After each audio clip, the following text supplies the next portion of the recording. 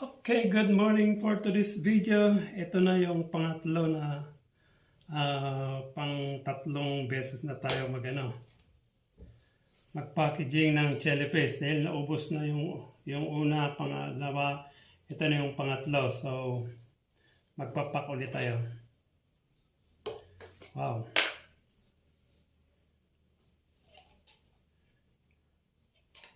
Ito pa rin yung chili paste ni Uncle Art na 38 pesos, 35 pesos ang isa, di ba? Ito, medyo marami-rami ang ipak natin ngayon. Abot tayo siguro ito ng mga 50 pieces na bottles na ganito. So,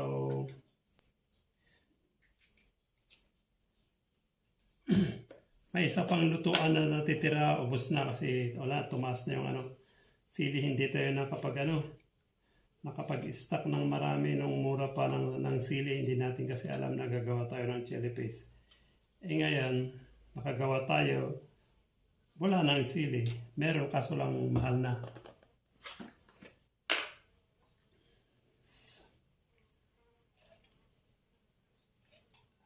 Dahil ito, ginawa ko ito na 3 for 100, pwede pa rin yan.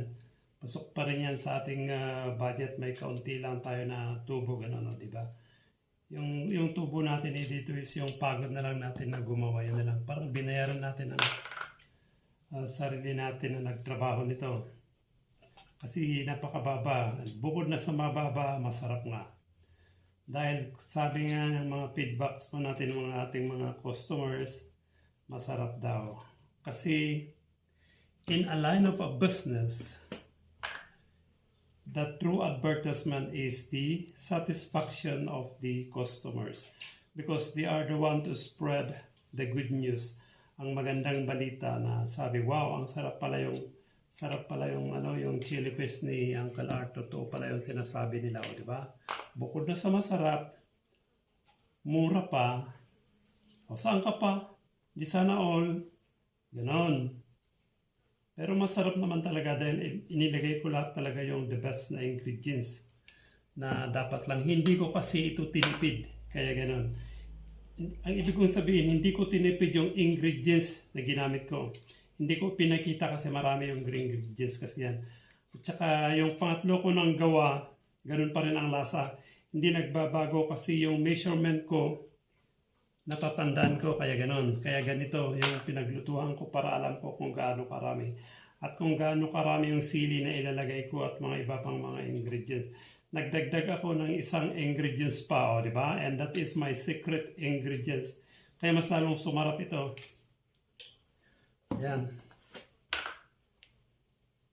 Ang hirap maghanap ng tawag doon ng kanina ng bottle na ganito. Tumaas pa yung ganitong bottle nila, Pero no choice, bumili ako kasi alangan hindi ako bibili. Paano ako may papak ito pag hindi ko bilhin yan? Buti nga kamot meron pa ako nabili na ganito Oh, sorry. Nagkakahulog na.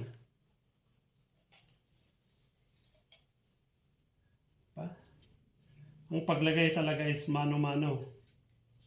Hindi ko na binibilang, tinatansya ko lang kung gaano karami yun na yun.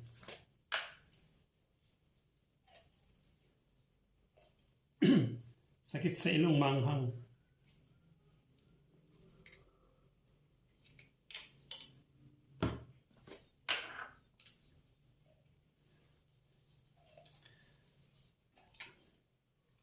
Bali, 50 pieces ang kinuha ko na bottles. May stock ako dito na 10. If in case lang na magkulang at least, di ba? Meron tayong magagamit. Kaya hindi naman masisira yun. Magagamit natin ulit kung gagawa ulit tayo ng next na lutuan. Di ba? Kasi manteka pa lang talagang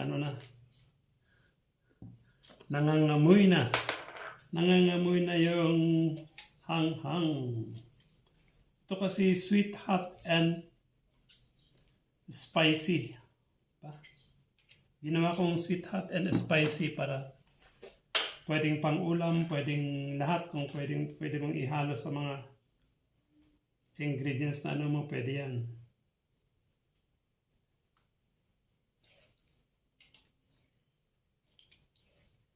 Kasi pag nagsisili ako, hindi ko ito pinupuro dahil naanghangan ako. Inaano ko na lang dito sa sa lulutuin ko na ulam para lahat maanghangan, o di ba? Pero pag ipupuro ko hindi ko kaya dahil maanghang naman talaga.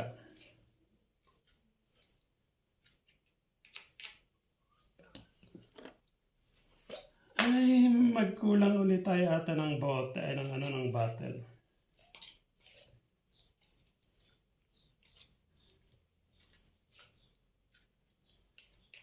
Okay, thank you for watching. Ituloy natin ito mamaya kasi marami pang trabaho. Sakit na sa ilong ko. Marami pang trabaho na natin na ganito.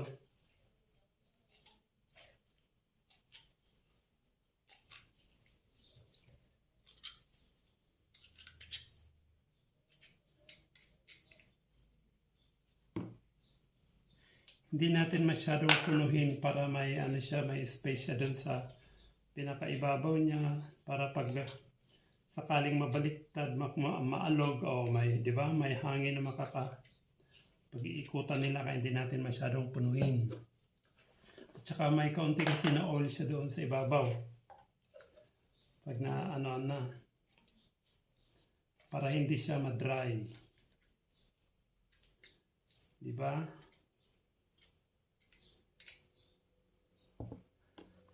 Paggawa pa lang ng chili paste, matrabaho na.